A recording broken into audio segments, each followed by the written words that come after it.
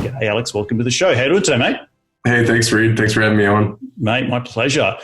Before we get into the nuts and bolts, can you rewind the clock and tell me how you made your first ever dollar as a kid?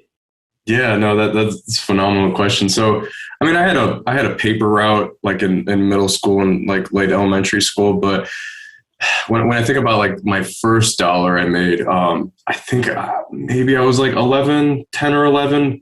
I remember my mom had this like little snow cone maker. It was like a little hand crank like snow cone maker.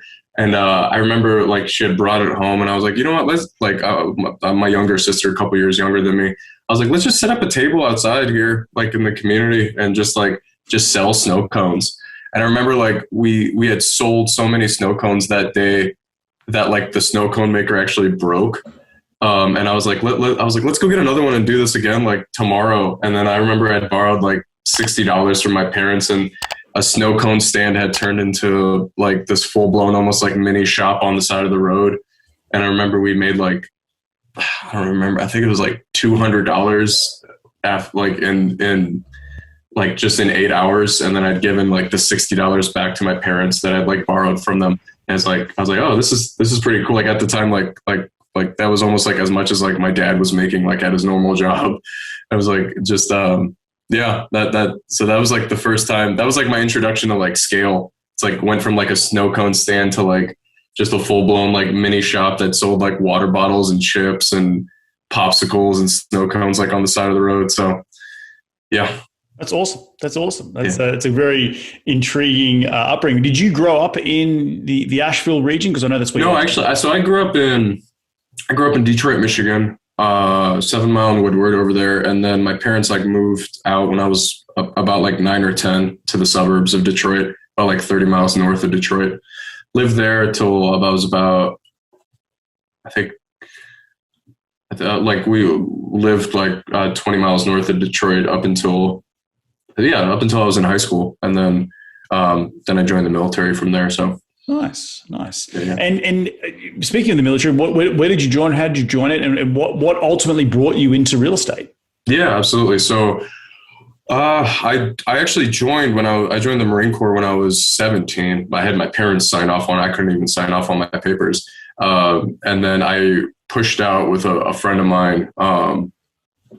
It was like 2 weeks after graduation. And then from there, I went through basic, went through infantry school right after that here in North Carolina. And then I was selected to go to Marine Barracks, Washington, D.C. So I was stationed at 4 years in Washington, D.C., where I was part of the Marine Corps Honor Guard there.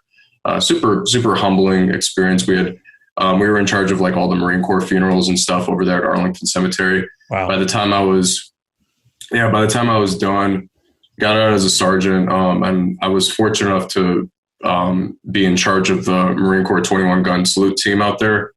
So like by the time I was done, I think I had done 350 funerals, wow. Which is again, like a very humbling experience. Met a lot of really good people out there that I still keep in contact with, bounce ideas off of. I mean, that was our job. Our job was like partially like, welcoming anyone who had like a dignitary or anything that would like come to the country and something. So like we were at the White House maybe like 5 or 6 times a year. And then we were at like the Air Force Base a lot, like when the Pope had come to the States, or like any type of prince or anything that would come to the States. So we would do the funerals, we'd do that. And then summer was usually like the busy time. And then winter we would go over to Quantico, and we'd do like brush up on our military training and stuff out there, like our infantry training. So it was a nice like mix of different stuff. And again, so it was a hand selected unit, top secret clearance. So like I was introduced to a lot of really good people out there. And